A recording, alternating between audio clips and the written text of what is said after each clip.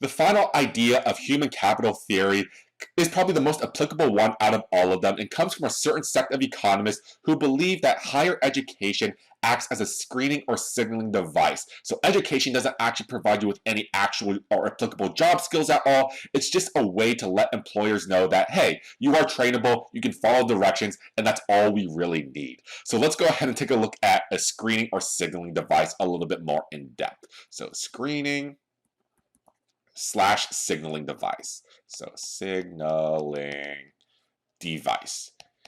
And we typically use these sort of interchangeably with one another. So using signaling or screening devices, what can higher education be? So higher education, so the use of higher education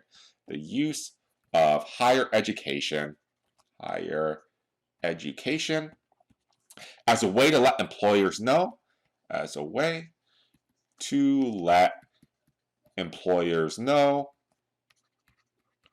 that the prospective employee, let me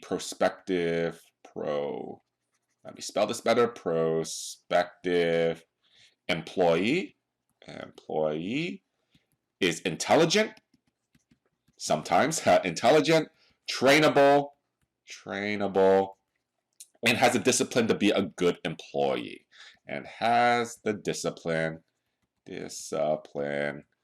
To be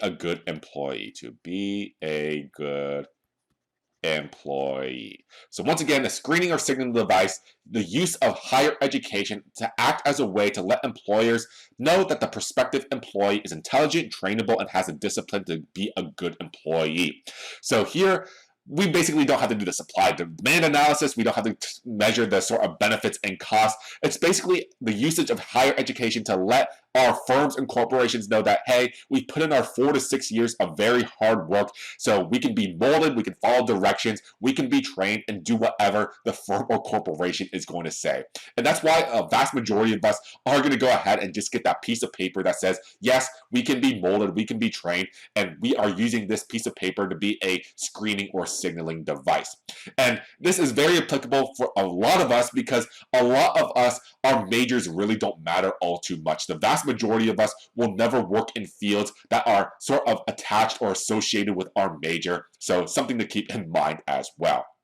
Something that is also tied along with this is firms and corporations actually going ahead and funding the education or funding some type of investments in their own employees' human capital. And that's where on-the-job training is going to come in.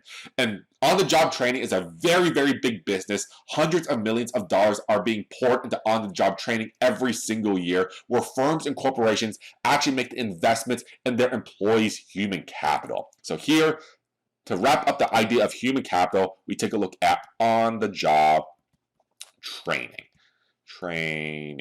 And on-the-job training is essentially investments by firms to increase the human capital of their workers. So investments by firms to increase the human capital,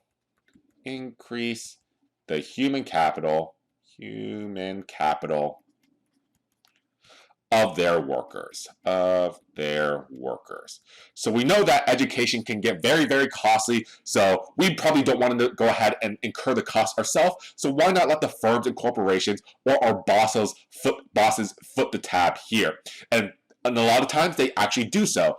So they can go ahead and fund you some type of internships, they can give you some type of seminars, or they can go ahead and outright pay for your education. And by doing so, they're making the bet that you're going to be a more effective, more efficient, and more productive employee once you get that particular degree or get those particular skills. So the firm or corporation is betting that, yes, they are saying that you are a good employee, and that's why we are making these investments with you with this type of on-the-job training. With all of this in mind, we'll go ahead and take a look at our final factor of production with technology, innovation, and entrepreneurship in the next few videos and section.